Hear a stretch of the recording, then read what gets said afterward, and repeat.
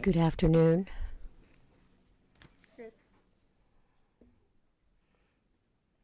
Good afternoon. I appreciate everyone being here and apologize for the tardiness. We had a meeting that went over, so we're here now. Very anxious to get started. We will start, if I could get the Georgia Department of Community Health to come up to the podium, and we look forward to hearing from you. Thank you.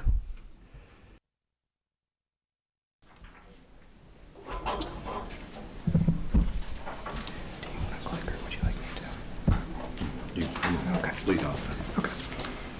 Good afternoon, members of the committee, Chair Lady Taylor. Glad to see everyone made it back up to the icy capital from the weekend, and look forward to presenting. We are going to do an abbreviated presentation since we did the presentation to the full joint committee last week, so we're going to skip some of the introductory work and get right into the meat of it. And for that, I want to introduce Cody, who's our CFO, and he's the brains of the outfit when it comes to our dollars. So, Cody, kick it off. Thank you, Dr. Burt.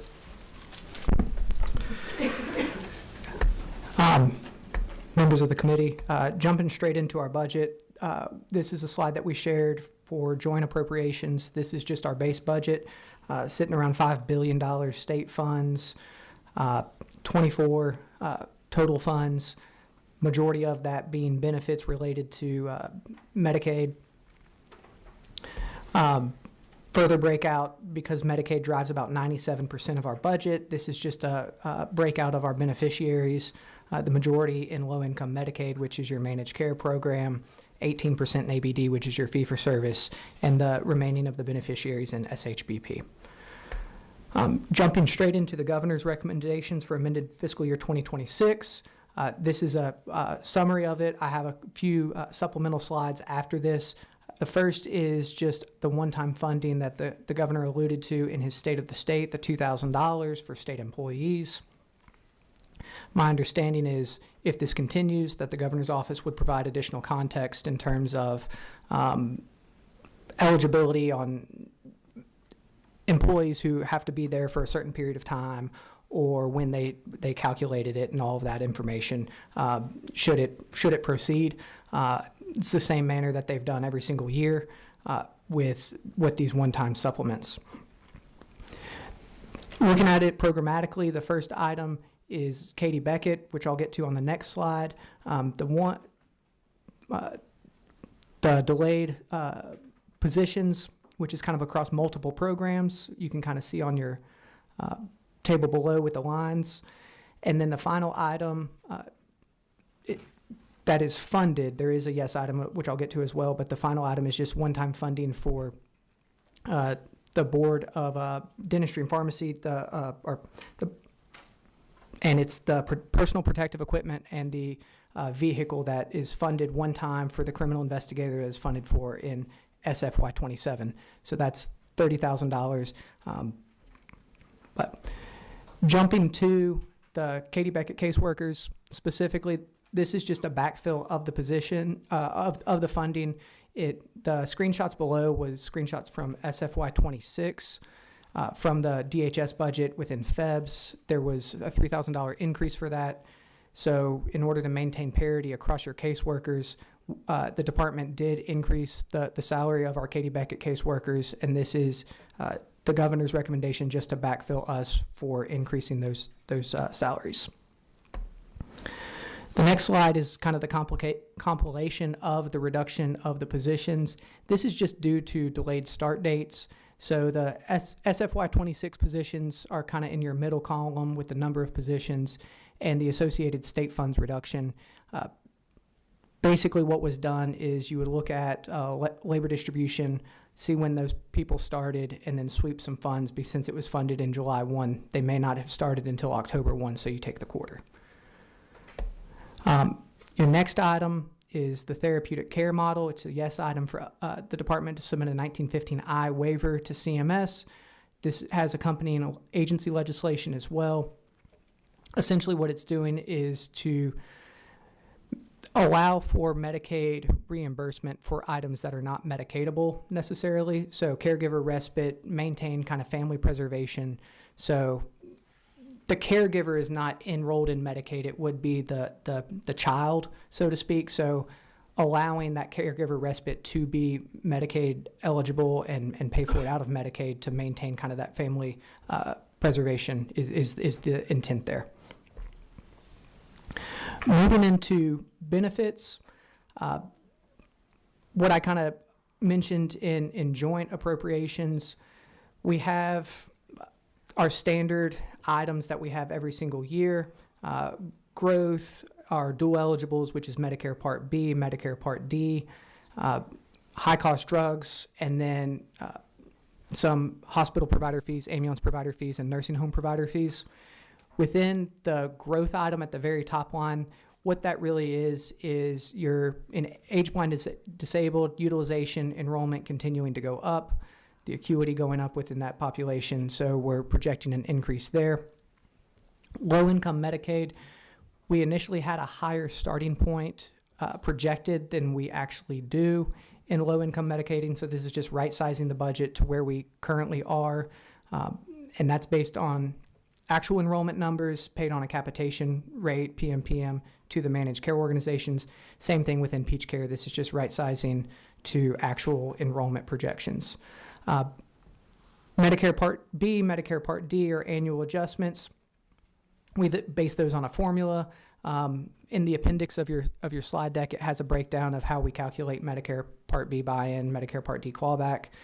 And on your high-cost drugs, I can show the table of what we're projecting, but what that essentially is lower projections in our utilization for these very high-cost one-time gene therapy drugs.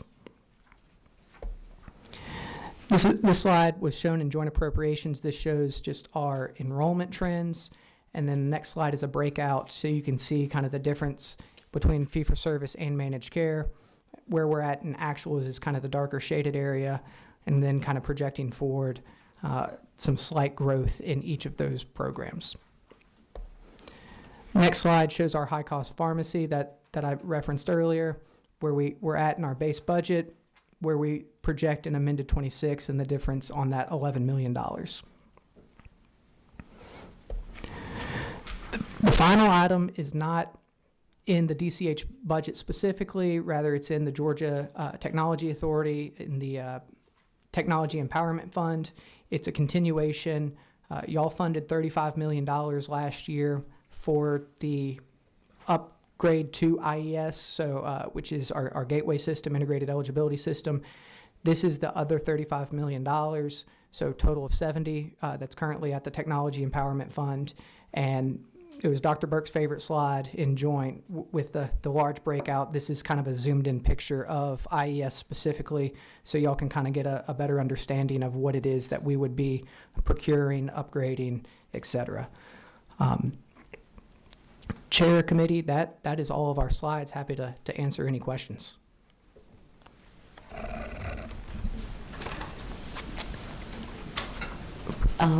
Representative All, you have a question?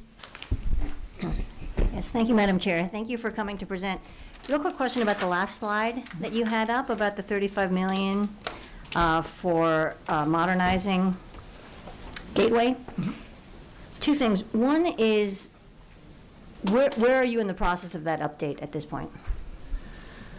I think right now, and Dr. Burke, if you have more, we're still really looking at kind of the technical assessment of this current system, looking to reuse as much as we can as opposed to going out and procuring everything all over again, trying to save the state money, update it where we can. I think that's probably the biggest update that I have right now.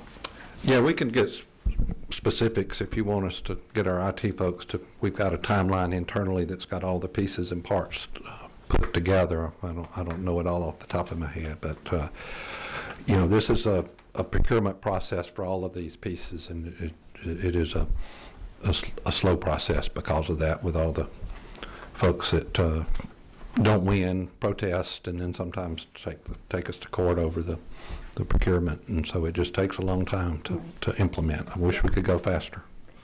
related to that, while we're updating it and making it work better, is there a avenue for public comment in terms of patients putting in for what they would like to see improved or what could be streamlined or work better based on difficulties they've had, you know? Yeah, and Is there a it's chance part to of do our process in our IT department when we're doing these things like that is to try to get users to give us feedback and even do some beta testing afterwards to see if it works. We've done that in, I know, at least a couple of different ones since I've been at the department. What does that public comment look like? Like how open is it, or do you choose a subset of patients to? Yeah, to I don't know test? the details. I Okay. just know they've talked about it, so we can find that out for you. Okay, great. Be glad to. Thanks, Dr. Burke. Chairman Hawkins? Yes. I just want to publicly thank you for what you do, Dean. You've been in the Senate, and you've been around all this, and for you to step out and accept this job is very commendable. I know it's a lot of work, and you and your team, your entire team, you do a really good job, and I appreciate it. Thank you. Thank you, Chairman Hawkins. Means a lot. Means a lot to our team. I went over to the department at, the request of the governor and the commissioner at the time, and, that's been 2 commissioners ago. That's how short the lifespan is of DCH commissioners. It is a tough job. I've been on call every night in a small town for several years, every other night for about 25 years. I've never worked harder than I have this past year, I'll be honest, and the stress lows. So I don't mind saying that because I think it helps me mentally to not keep that inside, as the therapist will tell you, So, but it really does mean something that people do recognize it. And we're doing, our department, our staff, they're doing a lot of hard work for very little thanks, and certainly very little pay. As everybody knows, state government's not the place to go if you're trying to build up your retirement fund. So appreciate the comment. Means a lot to me. I don't see any more questions, and we do thank you and your department. Representative Ah? I wanted to give everyone else a chance to ask first. Just one more question. Obviously, we're looking at some federal funding cuts coming down in the following few years. Do you have a sense of how much money specifically we'll be losing out of the DCH budget related to that? If you're speaking of the HR1 changes, it's not really going to be affecting us because we didn't expand. Most of the change in dollars that'll be happening with that are happening to states that expanded Medicaid. And so we are looking at all of the requirements going forward with HR1, it's too early to give specifics because CMS, even though they had the kind of the overview of what's happening with HR1, CMS comes out with what they call final rules, and we anticipate those coming sometime between now and June, and that will have all of the specifics where we can actually connect the dots and add up the dollars. But because of some eligibility changes to the work requirements that are actually broader than ours were for pathways, we'll probably be adding members. We may not be cutting any money. We may be actually increasing money and membership. So I don't think you can treat each state the same. So but we'll know details about that sometime soon, but it might not be, before session ends. We have no idea when CMS will get those final rules out. They can wait till May 30th. They're telling us they're going to try to do it before then, again, because this is a very short timeline. All of these changes we have to do systematically in our technology for eligibility because of these age changes in a category they call chronic disease or some other category of coverage that Georgia doesn't do right now. We've got a lot of technology work we've got to do, and we need to know what that is as soon as possible. So they understand that. So I hope we'll know more soon. But again, I don't think Georgia's going to see an actual cut in its Medicaid spending based on that. I think we'll see an increase. Outside of the Medicaid, though, are there other cuts resulting from HR 1 that you might see just overall in your department, like SNAP benefits or? Cody, you think of Yeah. anything? SNAP would be through DHS. I don't know what that looks like. I know, Commissioner Brose would have a really good insight on that. The only thing that I could think of, Dr. Burke, is clarification around the provider tax and what that looks like. But again, we're just kind of waiting for kind of additional details. Okay. Thank you so much. Chairman Petrie, you have a question? Thank you, Chairman. Commissioner, thank you. I would echo my good friend's comments. We're so proud to have you in this role and so appreciative of your leadership. I would note, just for my colleagues, and so this is not that unusual, unfortunately, but 18% of the folks that we serve under Medicaid consume 50% of our resources, and that is age, blind, and disabled. That is the people I describe as the people Medicaid was created for.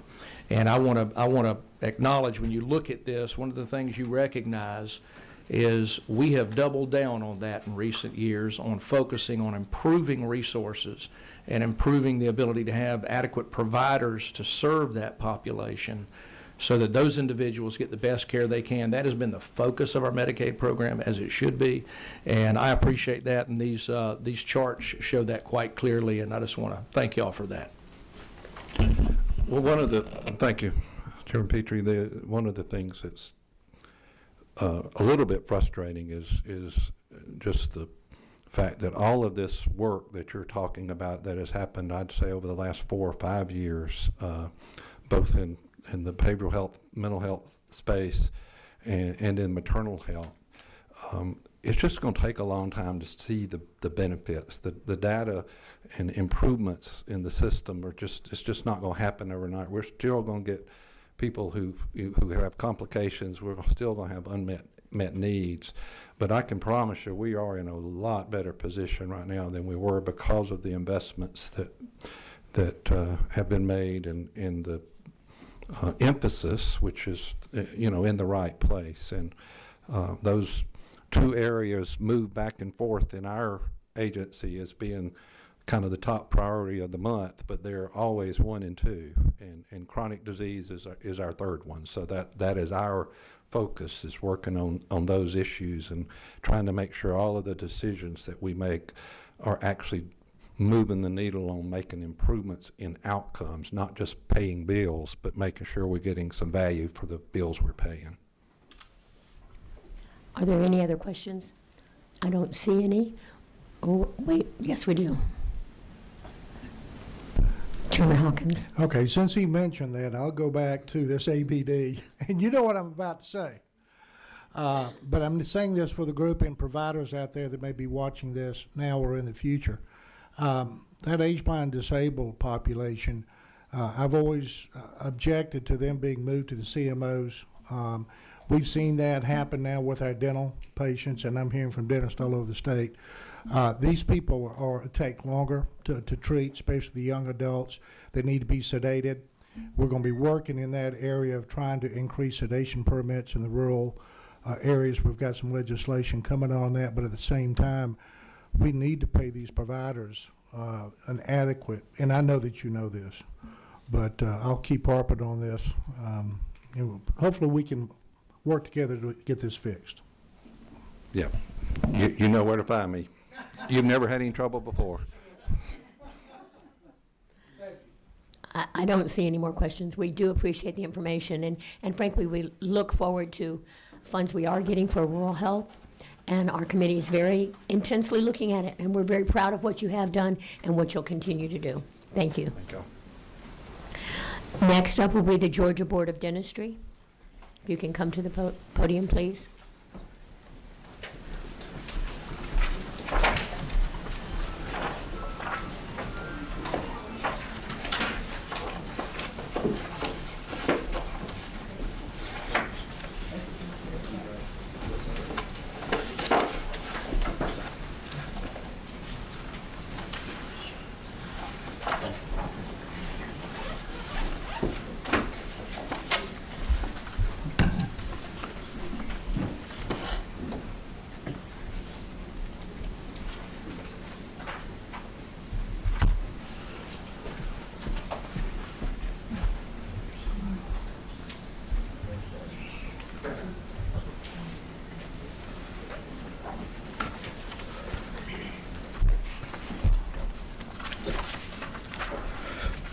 Good afternoon, Madam Chair and members of the committee. My name is Clint Joyner. I'm the Executive Director for the Board of Dentistry and the State Board of Pharmacy. And with your permission, I would like to handle the two together, one after the other in series.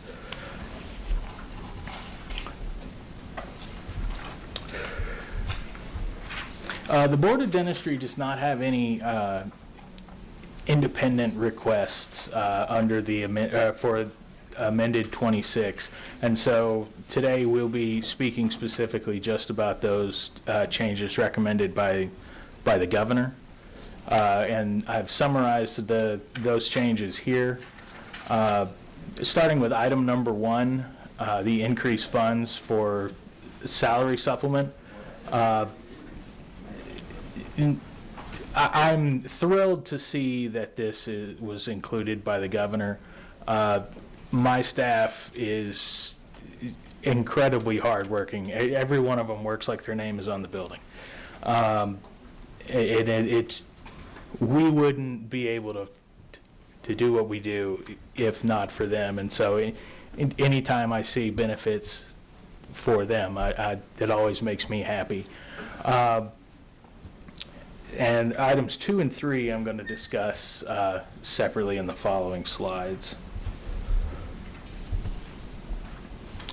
Increasing the funds for for a vehicle for the protective and protective equipment for a criminal investigator, which is intended to be provided for FY 2027. This lays the groundwork for faster recruitment of investigative personnel. One of the delays we ran into, and you'll see that in item 3, that some money was taken back because of hire dates. One of the delays is we're building out we're not just adding people to the board, we're actually building a new unit. And that means we're buying equipment for the first time, we're outfitting cars for the first time, and we're doing things like developing our actual policing policies for the unit. And so needing to have all those things in place before we hired was, and inclusive of vehicles and protective equipment, was part of the reason that wound up delayed. A really good example of that is we started trying to purchase a vehicle in August and got approval from DOAS to finally make that purchase a couple weeks ago. So we ran into some hurdles with getting that process started.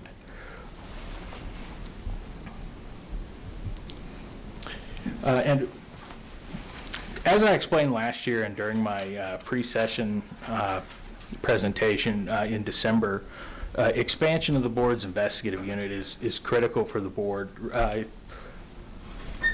Prior to last year, it has consisted of just one man, and the board continues, as you can see from the trend line here, to receive an accelerating number of complaints each year.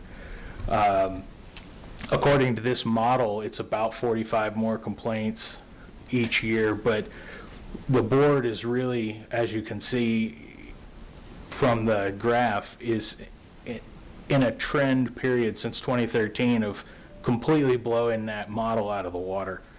And according to the model, for 2025, we should have seen about 785 cases. The actual number of new cases, I predicted last year, told the committee that our prediction was we'd see about 960.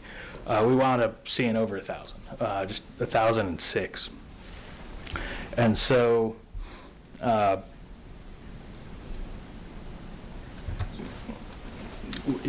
for this year, we're actually predicting that we'll see over 1,200. Last year, we reported that the number of cases, our backlog for at the end of FY 2024 was about 1,900. By the end of 2025, it was 2,700. And that was with our investigator having closed out about 240 cases that year, which is a caseload closure rate of about 20 cases a month, which is pretty good for one investigator. But obviously, it's not going to keep up with what we're doing. So we are making progress, but the water's coming in faster than we can bail the boat out.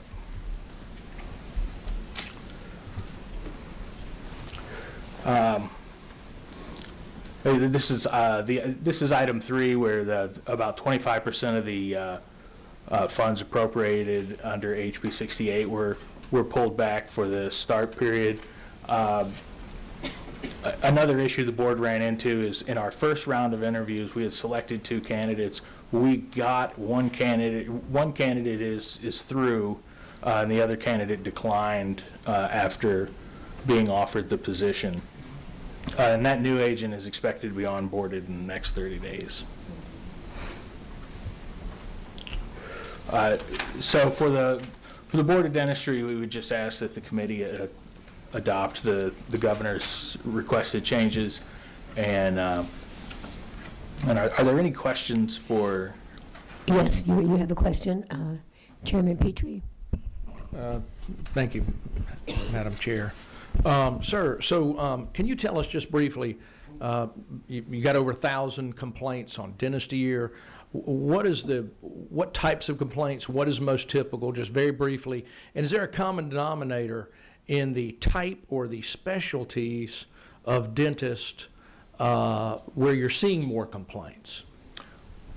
Overwhelmingly, we see complaints just from general dentists, and it's because in Georgia, other than for the purpose of advertising, it's not all that valuable for the dentist to have a specialty that they inform the board about. So as far as the board sees it, what it'll show up as in our system is just as a general dentist. So there may be a trend, but it's not something that we can track at this point. We actually, this renewal instituted a survey that does ask about specialties, so we will be able to track that moving forward, but it's not a data point that we have the ability to see retroactively. But in terms of types of complaints, we see anything you might imagine in a dental malpractice case. So pulled the wrong tooth, nerve damage, and a lot recently of billing issues where wrong billing codes are used, or billing for the same procedure in multiple follow-ups that are not necessarily the correct code to be used. Follow up, Madam Chair. To that point, and I'm going to let this go, I know we've got a lot to do today. So when you have a situation like that, I expected there might be some of that, particularly with larger practices. I suspected, I don't know if that's right. Are you then, do you contact DCH? Because some of this could lead to fraud, is what you're suggesting, correct? It could be, if indeed it's and I know obviously, that's another story for another day, but as it relates to Medicaid and dental. But in some instances where Medicaid is paying, would that, do y'all interact with other agencies like DCH that was just here recently? Yes, actually, Okay, and one of the things. Thank you, sir. Oh, okay. Moving on to the Board of Pharmacy. Wait, we got one more question. Oh, I'm sorry. Representative Washburn. Thank you, Madam Chair. Just following up, and you may have addressed this previously, and if you did, I apologize. So we are way behind. So if someone files a complaint, at current situation, how long does it take for an investigator to get to it and for them to know of some resolution? On average, about 2 to 3 years at this point. 2 to 3 years? Correct. One of the things we did focus on this year, we have focused on this fiscal year, is we had, last year when I spoke to the committee, we had cases open back to 2023, back to 2013. We have gone through and closed out, not just, we didn't just wave a wand and close them. We dealt with them in the appropriate way to deal with them. To close out all those cases up to, basically everything before 2020. So we're, 2020 is still a while ago, but we are trying to cure that over time. Follow up, Madam Chair. Yes. So the addition of this investigator will shorten that. Can you give us an idea of how much progress we'll make by adding an investigator? With one investigator, we're closing about, for the one investigator, 20 cases a month.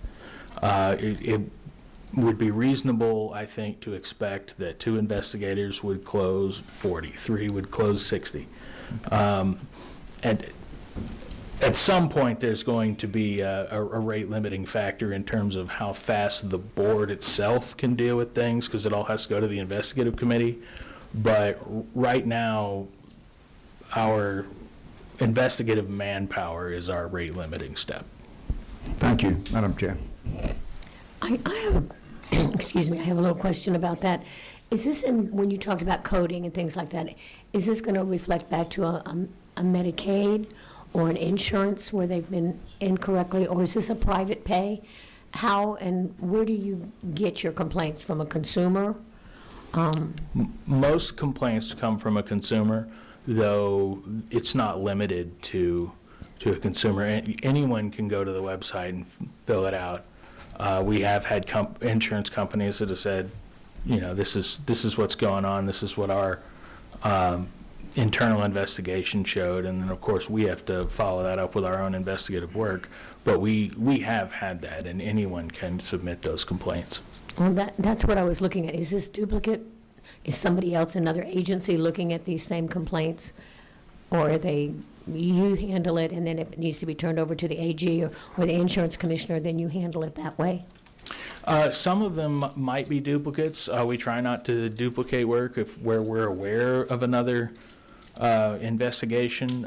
For instance, recently we partnered with Fulton County to close a prominent dental practice in, I believe it was in Buckhead. That was actually on the news. And so we do collaborate where it's necessary. The law gives us broad ability to refer files out if we believe it's appropriate, like the question about if something involves Medicaid, then we can refer to that unit. And then we would try and work that investigation at that point in tandem with us dealing with the administrative side of it with what's in our power, and then providing what we can. Chairman Hawkins, did you have a question? Question, Clint. I know years and years ago when I was still practicing, we had an issue, that came up before Georgia Dental Association Committee, that some of our dentists, that the lady that was inputting Medicaid codes, if she put the wrong code in that was sent in and discovered was a fraudulent act. Is that still the case, that if a procedure is miscoded, is counted as a complaint or a fraud until it's cleared up? It could be received as a complaint, and then the board would have to determine the Right. dentist or the hygienist. So level some of these culpability. complaints may not be valid complaints. Sure, yes. Yeah. Some of the complaints that come in, when we're talking about cases, and the cases that we report, those are the ones that are determined not to be, complaints like my hygienist was rude to me. We close those. Things that could potentially rise to the level of an Right. actionable violation. Right. Thank you.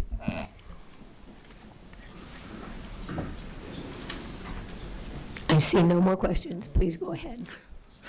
Moving to the State Board of Pharmacy, again, the Board of Pharmacy has no independent requests, and it's simply the governor's proposed changes. I won't repeat my comments, but the boards share a staff and very hardworking, and so I would urge the committee to adopt that change, item number 1. And then item number 2 is similar. We had a vacant position. Well, the 2 positions funded were licensing supervisor and a licensing analyst. We had an existing vacant licensing analyst position, which resulted from an internal promotion. And so we interviewed for that position in the fall with the intent of selecting 2 candidates. And then one of them kind of fell through after selection. And so that position has been reposted. And so we're in the HR process with that one. And the licensing supervisor position, that posting is now closed, and we're expecting to be conducting interviews sometime in the next 2 weeks. But again, the reduction was about 25%, and it seems to be in the nature of good stewardship of taxpayer money. And so we would, again, ask the committee to adopt that recommendation. Are there any questions? I don't see any, and we appreciate your presentation. Thank you very much. Thank you. Next, we need to hear from the Georgia Board of Healthcare Workforce. If you could come to the podium.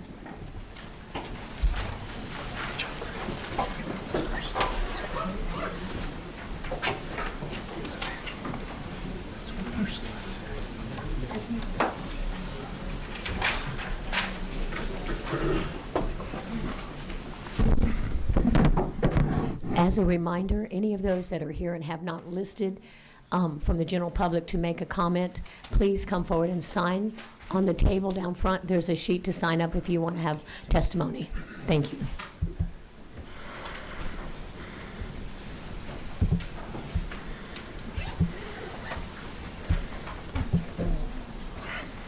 Alrighty. All right, good afternoon. Thank you for inviting me here to present our budget. It's nice to see a lot of familiar faces and some new faces, so thank you, Chair Taylor. I'm Chet Basine. I'm the Executive Director for the Georgia Board of Healthcare Workforce, and I've been in the role for about 3.5 years. And today I'm going to give you an overview of the governor's recommendations to our budget for amended 26. First is our administrative budget. We have six different programs. So administration is staff and, cell phones and all those things we need to operate our agency. So we are equally appreciative of the recommended one-time compensatory supplement that the governor has put in. So for that, we appreciate any consideration for that. Moving on to our graduate medical education program. This is the budget that handles the residency capitation slots, development grants, research grants for GME specifically. There's no additional dollars, but there is a redirect of $734 and $438 for MCG at Augusta University.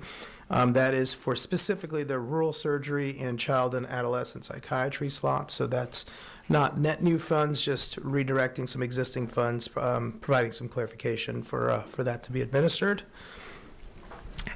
And our next program is with the Mercer School of Medicine. This predominantly houses the operating grant for Mercer amongst some other funds, and there is no change in there. Same thing with the Morehouse School of Medicine, which is the next program in our budget. No change in there. Same thing, it's predominantly their operating grant amongst some other agreements we have with them. The next one is our healthcare practitioner loan program, repayment program. That is all the loan repayment programs that we operate for physicians, dentists, nurse practitioners, PAs, behavioral health, and nurse faculty.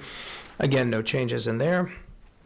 And then there is a name change. So again, it's not a dollar item. We're just trying to go from the undergraduate medical education to the healthcare education program. So that's, again, a $0 change. It's just a name change in the the UME program as it is today, and then last but not least is just a summary by program of each of ours with the dollar amount. And again, you'll only see the dollar change in the administrative budget. That truly concludes my presentation today, Chair Lady. I'm open to any questions if you or any of the committee members would like to ask.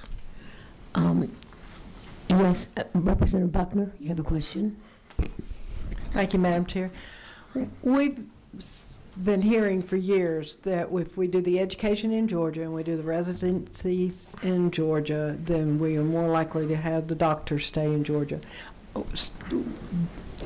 Is it through this, the healthcare workforce, that you are tracking to see if that is really happening? And can we get a report of what we're doing in each of those stages and how that's moving along and whether or not we are retaining those physicians?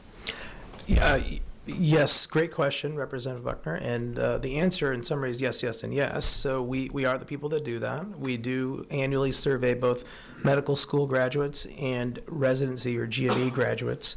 We do put a survey in front of pretty much everybody that we presented to their institution, school, and or hospital. I know for the medical school side, we, for the most part, get about a 90% response rate. And then same thing for the GME programs. We get an extremely high rate. I don't want to misspeak, but I know it's very high. For the GME side, your remark about, if they do high school, college, med school, residency, we do see some truth in that, those statistics. What we find, and I'll focus on the other end of the spectrum, why do people leave? The first reason is actually family. Well, we don't know, and we're going to find out this year because we are changing the question a little bit. And I actually appreciate the medical schools and the residency programs. We actually bring them onto a call, each group separately, every fall to see, like, how can we do this better? And they actually, to their credit, they provide us the good input. We just get to make the adjustments. So one thing that came out for this year for the GME program is family. Well, what is family? Is family the actual physician in training, or is it the spouse, significant other, partner? Like, what is that dynamic? So we're going to figure that out pretty soon.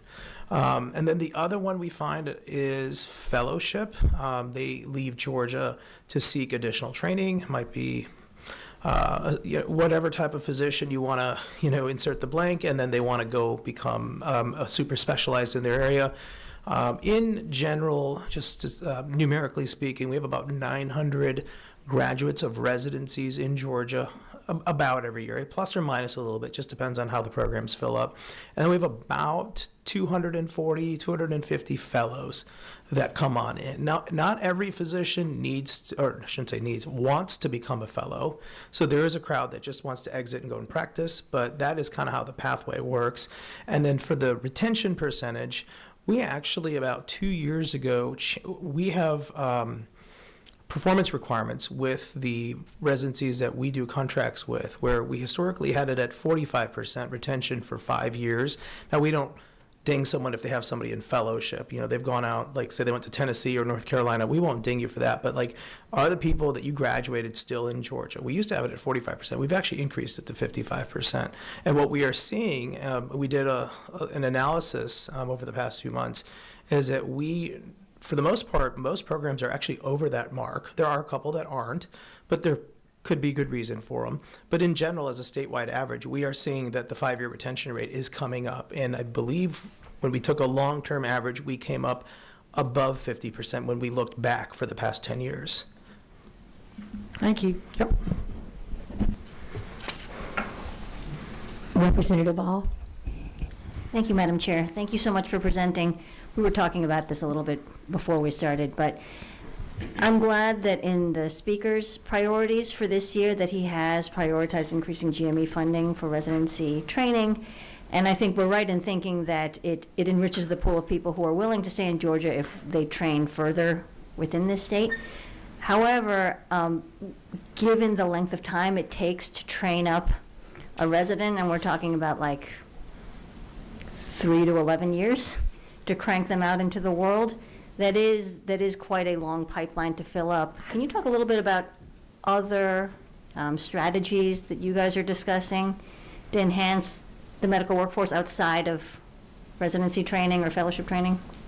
An excellent question, and thank you for it, Representative Howe.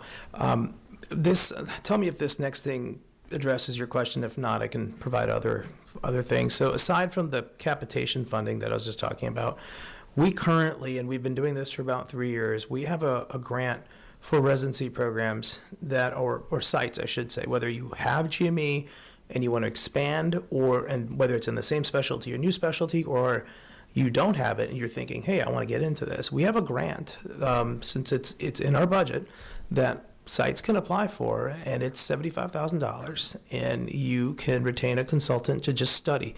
It is a dip your toe in the water concept. We have gotten results where the consultant has said this wouldn't be feasible for this organization, and we've gotten results that say, yes, this would be a good site for it. So that's one thing that is ongoing. We have about 10 or 12 winners that have already, and we do about 3 to 4 awards per year already that have been awarded. And then last year, as part of the amended budget, in amended 25, we had what we called the State Route 540 Development Grant.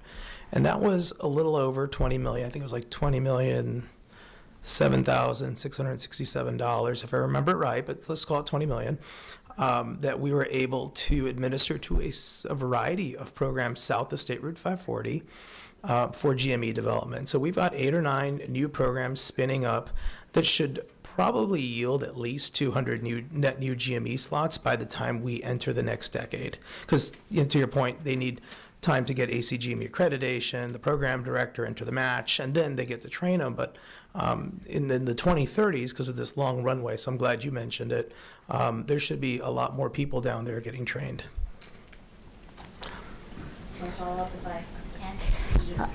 Has there been more discussion about streamlining the process of going through the entire accreditation process and the step 1, 2, and 3 for international medical graduates who may be easier to recruit into some of these underserved areas as an enhancement of this workforce?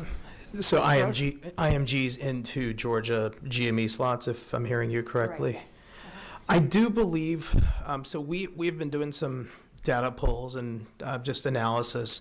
I do believe there's actually, and I'd have to get it, so I don't want to misspeak, and I'm glad to offline share this with you if I can just get the accurate information, but there's a decent amount of international med grads and Caribbean med school grads that are already going through Georgia GME programs.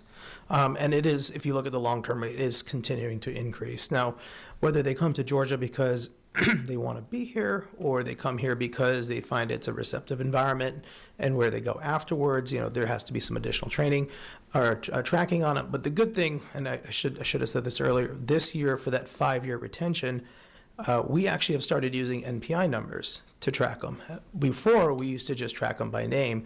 So now we can, as we look to the future, we actually can do some really cool, I guess if that's a good word to use here, really good, deep longitudinal analysis, because now we have everyone's NPI number, because every resident is required to get one. And an NPI number, if anyone's wondering what it is, it's basically a Social Security number for any healthcare provider, and you need to have it in order to bill. Thanks. Yep. I have a question, and it has to do with our healthcare practitioner loan repayments. How many are we currently? Do you have a fix on how many we currently have outstanding loans? The loan repayment program, could I speak to it through the lens of fiscal year 26? Because we actually are going to take those to the board for approval on Thursday this week. So we're going to do about 170 awards across the physicians, dentists, nurse practitioners, PAs, nurse faculty, and behavioral health. And behavioral health, it's a series of licensees that qualify. Now, what happens is we put the applications out, or the application notice out. We get a bunch of applications. Some people don't follow up and give us the right information, so we do have to disqualify them, unfortunately. But everyone who is qualified, submitted supplementary information, have a complete application. We're at about 170 so far this year. About how much is each loan, or does it depend on where they went to school or where they're at? And do they apply right out of school? What if they've been out for a few years? Can they go back and apply? Yeah, 2 excellent questions. So the amount varies off your license. So PAs and NPs get $10,000, and it's a one-year award, but they are allowed to apply and receive it up to a total of 4 times, but it's a reapplication. Physicians and dentists have 2 options. They have a $25,000 1-year or a 4-year at $150,000. At the $150,000, you apply once, you earn it, and then we pay it out in an escalating manner over 4 years. Nurse faculty, it's a 2-year, $25,000 award. Once they get it, they get a certain amount. I believe it's $10,000 on year 1, and then $15,000 in year 2. And then in the behavioral health space, the award varies. So a psychiatrist gets $150,000, and I believe if you're like and then it graduates down. So if you're like a doctoral level provider but not a physician, it's $80,000. If you're a master's level, you get $40,000, and then there's a $10,000 for treatment counselors and therapists and other licensees. So I mean, it's a long list. I'm sorry, I don't have it memorized, but that kind of is kind of how those programs work.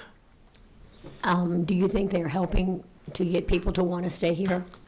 I think so. I will tell you what's new for this year, and I do know that we have a few winners. And I want to thank y'all because y'all were part of this legislation being passed, SB 131 last year. It allowed final year medical residents and fellows to apply for the first time. And that bill allowed us to review a handful of applicants, and I'm pleased to state that we do have some winners that are going to be coming out of training, and they, upon the board's approval later this week, will be receiving the award. And that they're actually, all 3 of them are in the 4-year category, because that was our intent, is let's get them out of training, get them to set up roots, buy the house, get the dog, whatever it is to get them comfortable, know where Chick-fil-A is. And we're hopeful that these 3 individuals will set up roots in these communities. And except for the behavioral health and the nurse faculty, everything else you have to be in a county with a population of 50,000 or less. Thank you. We are very optimistic about that program, and we appreciate how you've implemented it. Thank you. Thank you. I don't see any more questions, and we appreciate your presentation. Thank you. Thank you. Next up will be the Georgia Composite Medical Board. You need me? Oh, okay.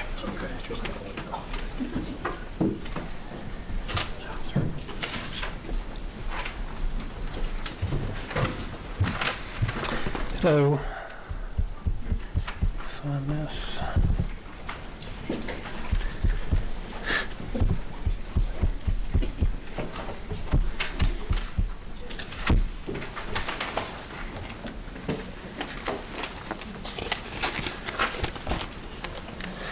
Sorry.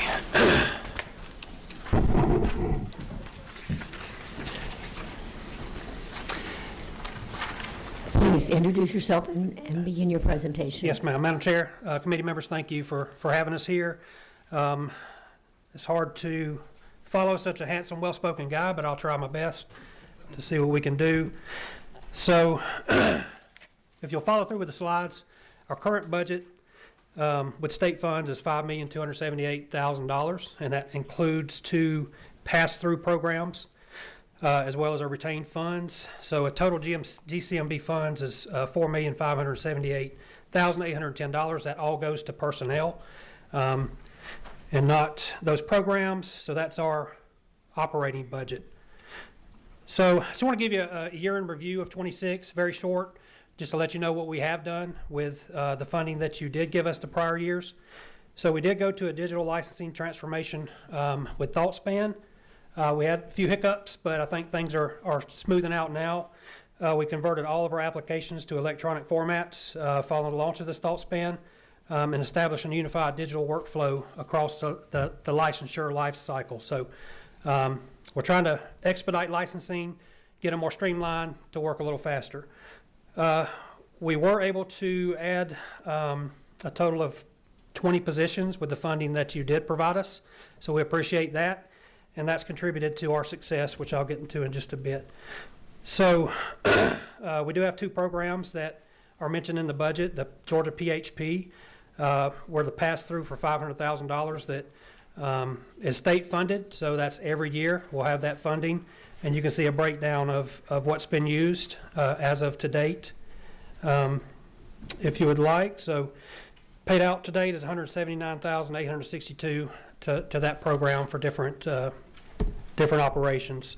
We also have the Safe Haven funding.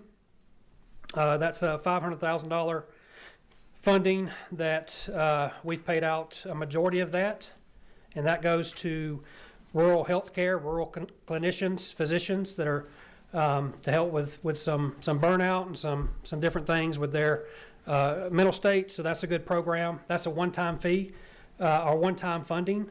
We would request that continue as we move forward into the next budget cycle.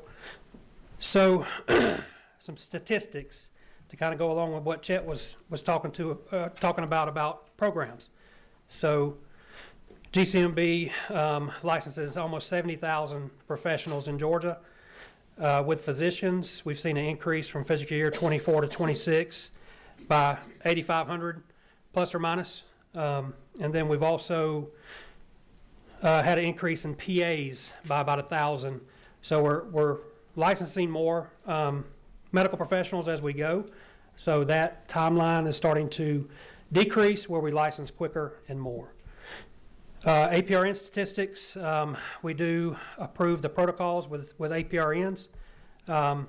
Fiscal year 25, for those 12 months, about 3,500 on average was what we approved.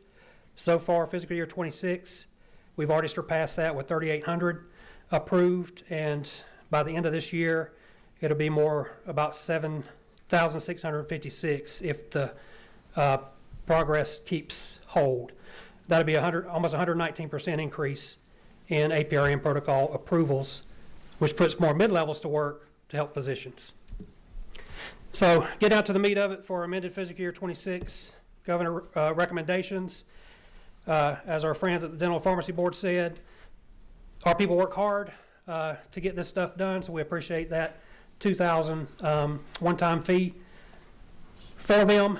They appreciate it, so we would greatly appreciate it if you would move that forward. And then we also have some reduction in funds based on hiring of 2 personnel that happened after July. So with those changes, our budget will change just a bit, and this will be on this next page. It'll change just a bit to add those increases or those changes for $63,895. So we're not asking, it's not going to be a dramatic change for this. So money that we contribute to the Treasury is on average of $9,297,000. This estimate this year, we will probably bring in about $11 million in funding to the state. And then, I'm not going to go into 2027 recommendations just for time. I know y'all busy week already. But we do have some slides on there for you to look at if you want to about the governor's 2027 recommendations that we would like the safe haven funding to continue as well. And I think that is it. Does any member have a question? I have just a quick question. Yes, ma'am. Going back to your slide about Safe Haven. Yes, ma'am. Do you have any reports? Is it being utilized? Is it something that the physicians and medical practitioners it's been made available? Are they using it? Yes, ma'am. I don't know particular programs because there's several programs within Safe Haven, but it is being used, and we'll be able to provide that data to you. Okay, I know it was kind of new, so I didn't think you'd have a lot of numbers. I just want to make sure if it is being Yes, used. ma'am. Yes, ma'am. We just got the enrollment pretty much almost 100%, so Okay, utilizing those programs. I'll get you a list of those. thank you. I ma'am. appreciate it. I don't see any other questions. We appreciate your presentation. Yes, ma'am. Thank you. Thank you. Okay, we have several, now it's time for public testimony, and we have several that are wanting to present. Larissa Gutierrez, if you could come to the podium.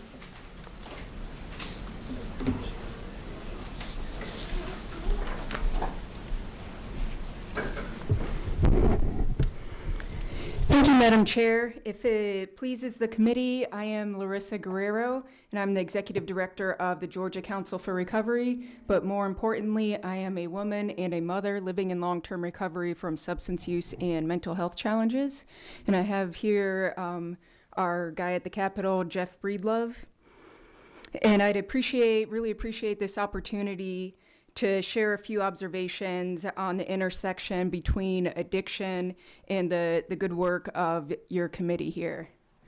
So there's a growing issue of children's mental health and substance use disorders across the state and nationally. And we know that one of the greatest protective factors for children experiencing substance use and mental health is having a safe and healthy home to grow up in. We also know that Georgia is working hard to address the maternal morbidity and mortality rates here. The commissioner spoke about that and that it takes some time to actually realize some of the programs that have been implemented. But our organization has been providing substance use support to pregnant and postpartum women through the use of certified peer specialists, so women with experience with the addiction recovery process. And we've seen some incredible outcomes through using peers in that process. And we're looking at a pilot program in rural communities run by small recovery organizations to use their relationships with their local health departments, specifically the WIC offices, to provide peer support to moms. So they'd get referrals from the WIC offices, and then those peers would connect the mothers, pregnant, postpartum women, to resources within the community, help them find the recovery support that they need. So when they do give birth to their infant, they're already further along in that recovery journey, that recovery process. And that increases the likelihood of them maintaining custody of their infants, and then also providing a safe, healthy home, which is, again, going back to those protective factors for the children. And we see this as early intervention as well as prevention when we think about youth mental health and substance use. So it's a smaller ask in the grand scheme of things. Some of these organizations that we're working with believe they can run these programs for $100,000 to serve the entire county and some of these rural communities. And beyond just the human impact of this, we've seen a substantial cost savings when working with pregnant and postpartum women in the neonatal intensive care unit. We're in Northeast Georgia hospital system. We thank Representative Hawkins, who walked out, but for his leadership in that area, we've seen the length of stay go from 37 days for an infant born with neonatal abstinence syndrome, staying in the hospital and then NICU for 37 days, and now it's down to 5 to 9 days since they've implemented peer support and some other measures within their NICU. And at a very low estimate, it's about $3,000 a day per infant, and we're seeing upwards of 700 cases of neonatal abstinence syndrome a year in the state. So if we follow that same process of providing peer support to mothers, getting them connected with the resources that they need, we believe that they can, and the outcomes show that they can provide a better environment for their children, for their families, and also save the state a whole lot of money. So I thank you all for your time and the opportunity to share with you today, and we appreciate all of your ongoing support. Thank you. Do you have any numbers right now of how many people are in your programs right now? In our programs within the hospital system, we've served over 2,000 moms, but we started in 2017, so that's over a period of time serving more than 2,000 mothers. Okay, thank you. Representative Ah? Thank you, Madam Chair. Thank you for presenting. You make a great point in terms of the amount of the outlay for preventative services versus the cost savings to the state.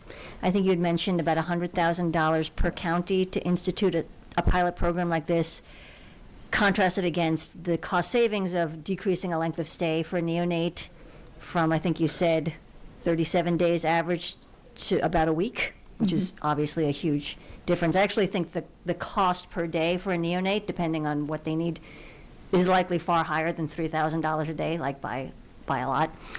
Do you have any early numbers, and it's okay if you don't, of the amount of money you anticipate saving, just so we can contrast the investment versus the return on investment? I don't yet, but I can certainly get that over to you. Absolutely. Thank you. I don't see any other questions. Thank you. Okay. Thank you.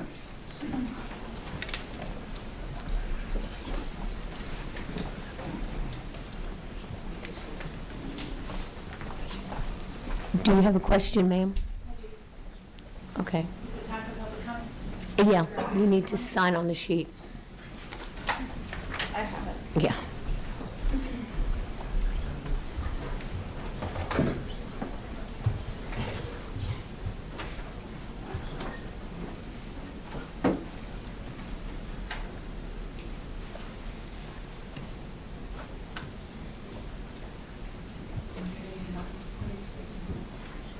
The health department budget, specifically.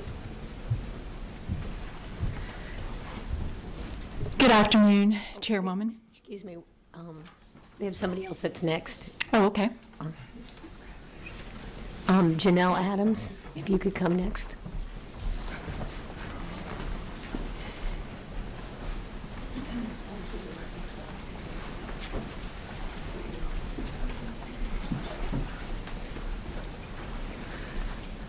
Thank you, Madam Chair. I'm Janelle Adams, the Director of Government Relations at the Georgia Dental Association. We wanted to put in, if you have been a part of the legislature since before COVID, you know that we used to do something known as the Georgia Missions of Mercy, where we did a weekend-long free dental clinic for anybody in Georgia who showed up. Any adult over 18 could come and get free dental care, restorative, preventative, or just educational services. We're looking at bringing those back now that we are post-COVID, but looking at doing them on a little bit of a smaller scale throughout the state so they can be a little bit more local, a little more homegrown. We have volunteer dentists that come from across the state. Our first one will be in April at the Ben Massell Clinic, and we are looking at doing more throughout the state, south of Macon, really, to fill the gap where we are low on dentists and hygienists. There are 5 other states that do provide state funding for their missions of mercy, either annually or every few years. They put in some money into the budget. So we are looking at doing the same thing here. At approximately $150,000 will get us at least 2 to 3 small mini moms, as we are calling them. So we would just ask for your support. Like I said, a $150,000 investment will be about $150,000 investment will be about $750,000 return on investment, which is a lot of dental care and keeps a lot of people out of the emergency room. So thank you guys very much. Happy to answer any questions. I don't see any questions. Thank you for your presentation. Thank you. Okay, excuse me, Representative Campbell, please.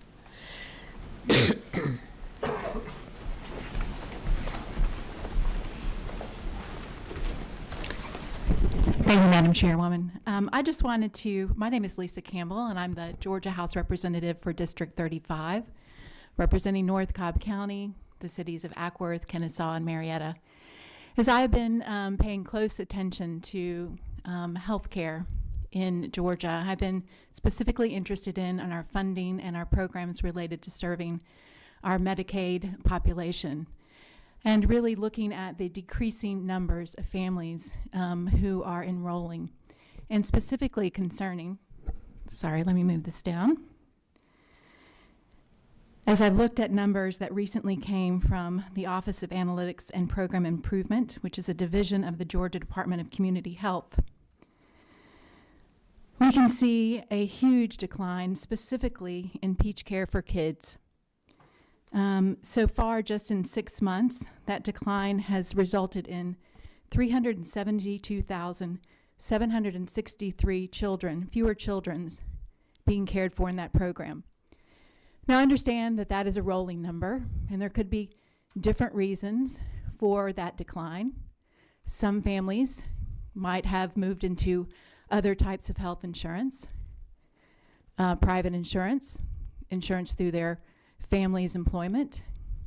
Some of those might have received ACA subsidies or tax credits and moved into the Access program. But let's just assume that half of them did not fall into either of those categories. Conservatively, that would be about 150,000 children in Georgia just in the last 6 months that are not receiving health care. I think these numbers were also reflected in the budget that we just saw. And I guess my real question is, as a committee, as we think about funding, what are the strategies and what sort of investment should we be making to ensure that our families understand how to enroll, have accessibility to enroll, and that we are covering these children. We also heard some comments about and questions related to the website for enrolling, and we've seen a lot of media coverage about the lack of usability, and there were questions about the ability for our public to weigh in on the difficulties. My background is in technology, and I understand we've spent more than $1 million to build the website. I would like to understand what line item is allocated to usability testing. How can we see the results from the usability testing? What kind of investments are we making to improve, as Representative Ah had asked, so that our families who are eligible receive coverage? It was also mentioned that the national program would potentially include expanded eligibility, but I did not see, maybe I missed it, it would be worth highlighting. If we are expecting expanded eligibility, it would be good to understand, are those numbers reflected in the budget projections that we are reviewing today? And if not, why not? And then lastly, while I'm so appreciative of the work that the agency is doing, I did want to reply on behalf of my constituents to a comment about the patients required to see improvements in health care. And I, for one, am not satisfied that we have not improved women's health care and maternal health care in our state. And what I would like to see and encourage is an additional investment in improving access to care for women. Not what we've been doing, because it isn't working. What incremental dollars should we be investing to improve outcomes? I appreciate your time today, and thank you for the consideration. Representative Ah. She has a question. Thank you thank you so much for your presentation, and I appreciate your background in tech and IT. So given that, if you were to design a user survey to help Gateway be better, Right. you're putting in $35 million into improving it, how would you design this, and how would you seek to survey users to make sure that the investment we're putting in now is actually going to be worth it? I think it would be a tiered approach and would be ongoing. It wouldn't be a one-time sort of pilot testing or beta testing. Certainly there are very formal ways of doing usability testing with experts, both human and technology-driven usability surveys, but also in the field. And in the field would be in people's lives, to really understand the constraints and the barriers of a population that often does not have access to a computer or a phone. Understanding the true impediments, the barriers to this population in particular. Also understanding the barriers for uploading the work requirements. Many of the workers that are applying for coverage do not have full-time jobs, so they don't have an easy pay stub that they can submit. If you don't have a computer, you don't have a pay stub, those two things in particular, you're on the cold. Is that a technology solution? Potentially. Is it a program expansion in terms of usability? That's what usability means. How can our Georgia members use the system? And so again, I don't think we've seen enough from our agency in terms of the investments. That's not what, and for this purposes of this meeting, the investments in improving that system. Did that answer your question? Yeah. Thank you. Thank you. Thank you. I don't see any other questions. Thank you. Next up will be Jessica Rivenbark.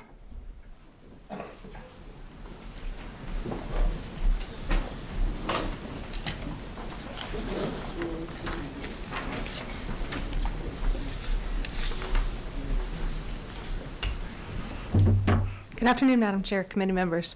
If I may, I wanted to start by first saying thank you. I know many of you took the time this summer to travel down and see us in South Georgia, and I just want to express my gratitude for that. it's great when we get to have you come to our home base and actually see what we're doing, and we really appreciate that. Wanted today to ask kindly, some of you got to see the work that we're doing at Colquitt Regional Medical Center. We've expanded and invested in service development. We've seen our access to care grow. We actually have about 76% of our graduating family med residents excuse me, in a program we started 10 years ago, Staying to Practice, within 50 miles. And we've just signed our first 2 graduating psychiatry residents to stay in practice in Colquitt County. So we're really proud of our efforts for access to care. We came today to ask for a little help. After the hurricanes, the General Assembly was very gracious in helping many of us in South Georgia recover. We were not in need at that time, but now we find ourselves doing things that aren't quite as exciting as service line expansion, but we're looking at infrastructure at our hospital. We've invested about $2.5 million in an HVAC unit, and we were asking for some support to help with the remaining air handling units and generators. Also, we are expanding. We just are matching this year our first we started a rural training track for OBGYN, matching our first resident into that, and expanding our women's health services. To do so, we need to move our mammography and expand to some teaching space. So we're asking for a little support in that infrastructure build out that would focus largely on fiber optic networks and building the capacity to be able to have that program exist in the technology in which it would need to. So wanted to just take a few minutes of your time. Thank you so much for what you do, and let you know that we appreciate everything that you do for us in South Georgia. I don't see any questions, but I will tell you that South Georgia welcomes what you're doing, and we appreciate the investment that you have made to help all of South Georgia, so thank you. Thank you. Thank you for all you do. Thank you. Okay, and our next presenter will be Dr. Santos.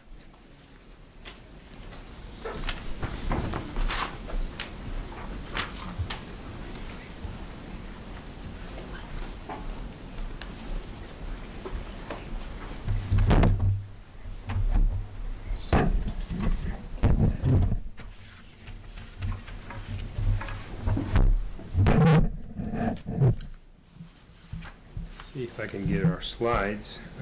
The slide. Let's see. I got them.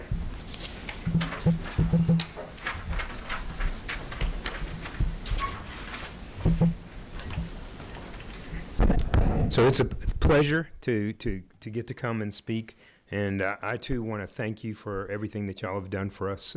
I'm accompanied by our Chief Operations Officer, Chris Newman, and Savannah McGowan, who's kind of over education, medical education at our hospital.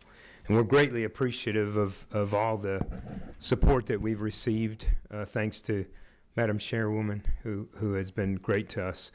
This is my 4th trip up here.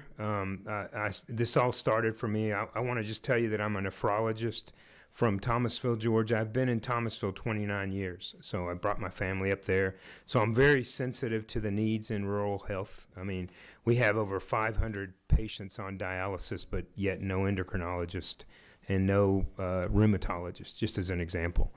About 5 years ago, I was asked to be part of the internal medicine residency program, and that started, and I became associate program director, and very soon after that became the program director for now, I guess I'm going on my 4th year. But I'll just start out by, we all know about the health professional shortage in the areas in Georgia, and it's really amazing when you look at the map of Georgia. You know, Georgia is actually 8th in most populations in the country. And despite being 8th, we're ranked 39th and 40th when it comes down to physicians and specifically training spots for doctors and being able to keep up with people like me. I'm an old doctor. I've been practicing now for 30 years, essentially. In Thomasville, we've had a thankful paradigm shift, and we've been focused on healthcare now for the past 5 years, and this started with our CEO, Mr. Darcy Craven, who really, when he got to our community, said, we've got to get on this. And so we started by focusing on medical education.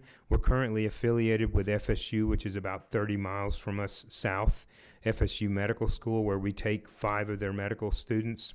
We have PCOM that is right there in Moultrie, and we proudly have their students with us. I currently have a student that's working with me, and most recent, we have the Medical College of Georgia, in which we have entered into an affiliation with, and that has been a great thing. We've started with 6 of their medical students as of January of this year.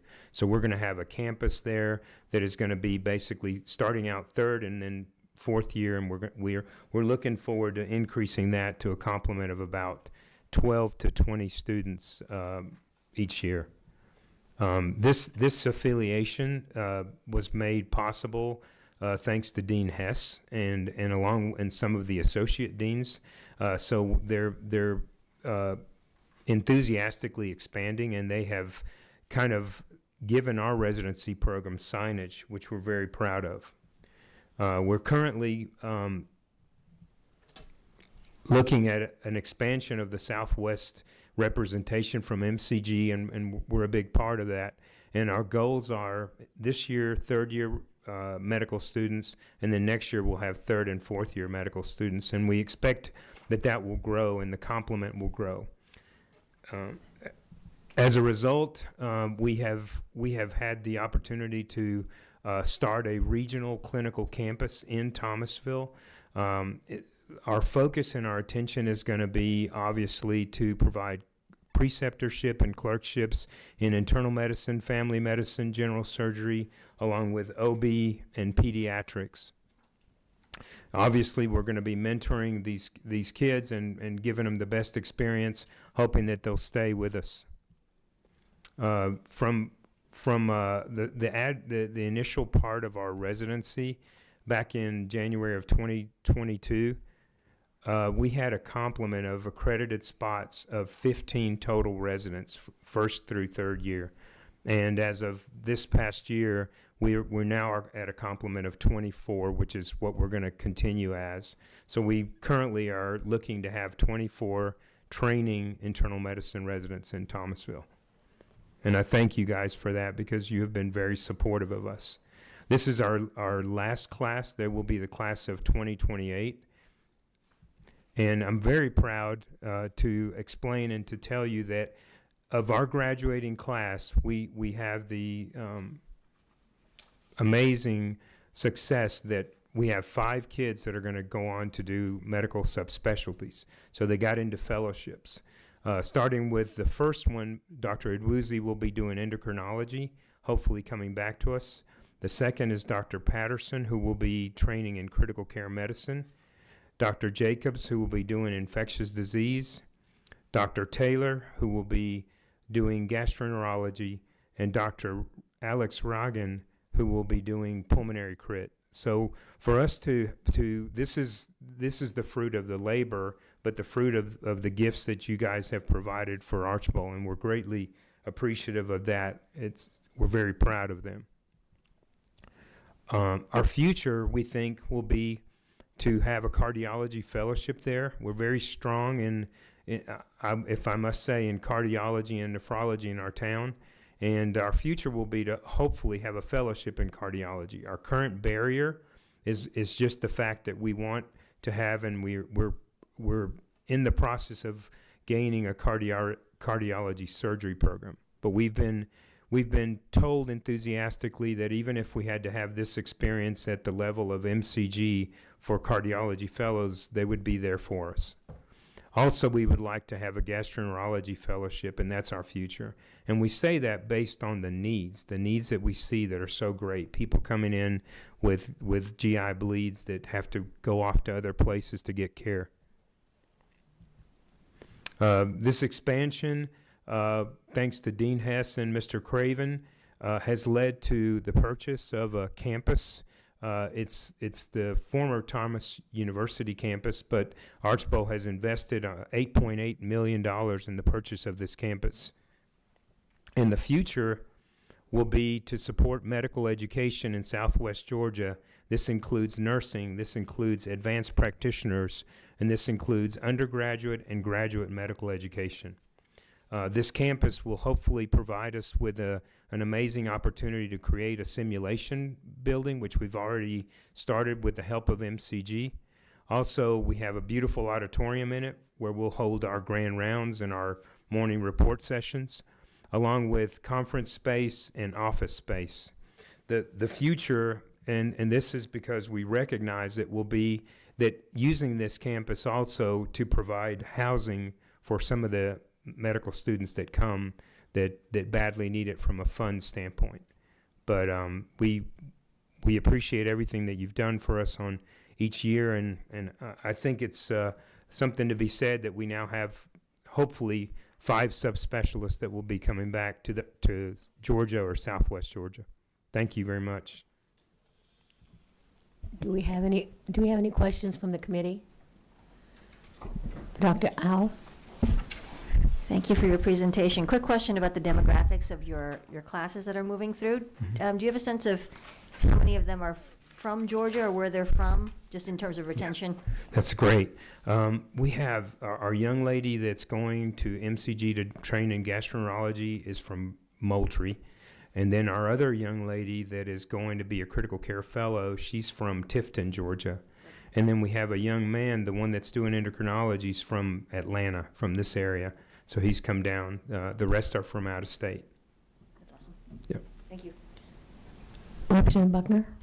I don't have a question, but I think Julia Patterson was my tour guide when I went down there. She sure was. I was impressed with her then and even more now. Yes, and thank you for coming down. We appreciate that. Thank you very much for your Thank you. presentation. Thank This you. is something that has really been needed in rural Georgia, and we appreciate your investment. Thank you. Are there any others that have not signed that would like to make comments? I appreciate everyone's attendance here today, and our meeting is adjourned. Thank you.